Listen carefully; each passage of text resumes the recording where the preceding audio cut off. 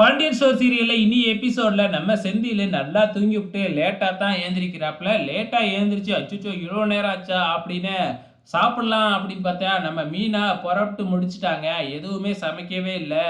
Night பேசுனதெல்லாம் மறந்து போச்சா? ஆளுக்கு பாதியா வேலை செய்யலாம்னு தானே சொன்னீங்க.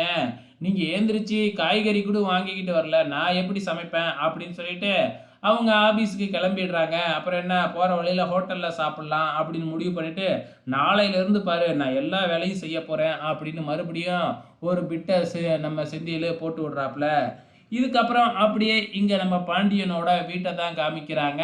இங்க தங்கமயில் வந்து பார்த்தீங்கன்னா, அப்படியே அடுக்கடுக்கா வந்து பார்த்தீங்கன்னா, பிரச்சனை அப்படின்னு சொல்லி நம்ம சரவணன நம்ம பாண்டியன்கிட்டயும், கோமதிகிட்டயும் கோத்துட்டுக்கிட்டே இருக்கு. ஆனா, இவ்வளோ செஞ்ச தங்கமயில நான் வீட்ல சொல்லிப்புடுவேன் அப்படின்னு சரவணன் மிரட்டுறாரே தெரிஞ்சு, ஒரு விஷயத்த கூட அவங்க அப்பா, அம்மா கிட்ட சொல்லவே மாட்டேங்கிறாப்புல. சீரியல் அப்படிங்கிறதுனால கொஞ்ச நாள் ஓடட்டும் அப்படின்னு ஓட்டிக்கிட்டு இருக்காங்களா என்னன்னு தெரியல. மறுபடியும் என்ன நம்ம பாண்டியனும், கோமதியும் சேர்ந்து நம்ம சரவணனுக்கு அட்வைஸ் மழை பொழியிறாங்க.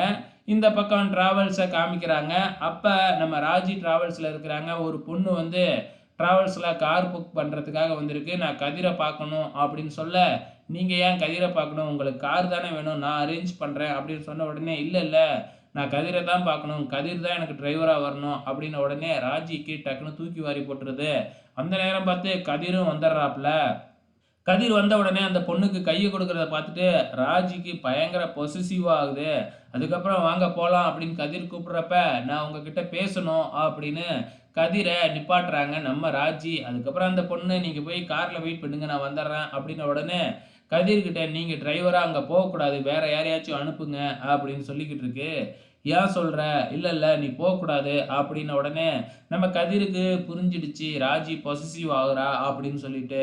அதுக்கப்புறம் உண்மை என்ன அப்படிங்கிறத சொல்றாப்ல நம்ம கதிரு. அதாவது அவங்க தாத்தாவ ஹாஸ்பிட்டல் அழைச்சுக்கிட்டு போணும். மத்த டிரைவர்னா வேகமா போவாங்க. நானா அழுங்காம கொழுங்காம போவேன்ல. அதனால தான் என்னைய தான் வேணும்னு கேட்குறாங்க.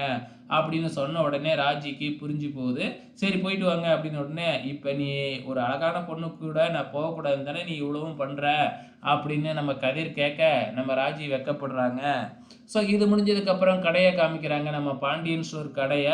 ஸோ அதில வந்து பார்த்தீங்கன்னா, மறுபடியும் வந்து பார்த்தீங்கன்னா, நம்ம பாண்டியனுக்கு தங்கமயில் ஃபோன் போட்டு, அப்படியே அக்கறையா "சாப்பாடு எடுத்துக்கிட்டு வரேன். கடைக்கு நான் வந்துடுறேன் மாமா" அப்படின்னு பிட்ட போட, நம்ம பாண்டியன் "பார்த்தா எவ்வளோ நல்ல மருமக. நீ என்னடான்னா இந்த மருமகள போட்டு இவ்வளோ கொடுமைப்படுத்துறியே" அப்படின்னு மறுபடியும் சரவணனுக்கு ஒரு அட்வைஸு. இதோட இன்னி எபிசோடு முடிஞ்சிடுச்சு.